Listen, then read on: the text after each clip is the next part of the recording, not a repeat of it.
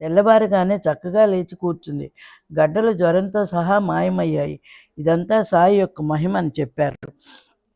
ఆ పరిస్థితిని చూసి శ్యామ వెంటనే తిరిగి వచ్చేయన్న సాయి మాటలు గుర్తుకు వచ్చి ఆశ్చర్యపోయారు.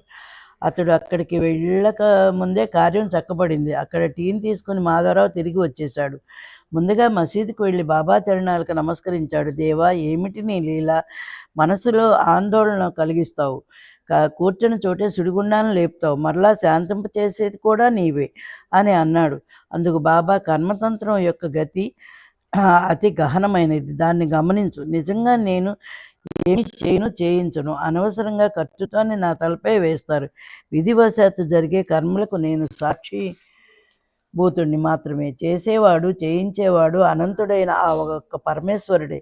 ఆ ఒక్కడే కరుణామయుడు. నేను దేవుణ్ణి కాను, ఈశ్వరుని కాను, పరమేశ్వరుని కాను, అనల్హక్కుని కాను. నేను ఆ దేహ పరమేశ్వరుని స్మరించేవాడిని, అల్లాకు పాత్రుడైన దాసుణ్ణి. అహంకారం లేకుండా పరమేశ్వరుని యందు కృతజ్ఞతాభావంతో ఆ దేవునిపై భారం వేసిన వారి లక్ష్యం నెరవేరుతుందని జవాబిచ్చారు.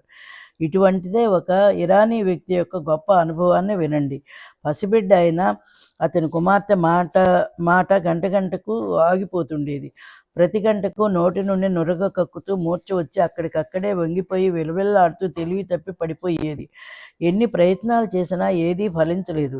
అతని మిత్రుడు అతనికి విభూతి యొక్క మహిమను కూర్చి వర్ణించి, రామబాణం వంటి ఇటువంటి విచిత్రమైన ఔషధం ఎక్కడా ఉండదు.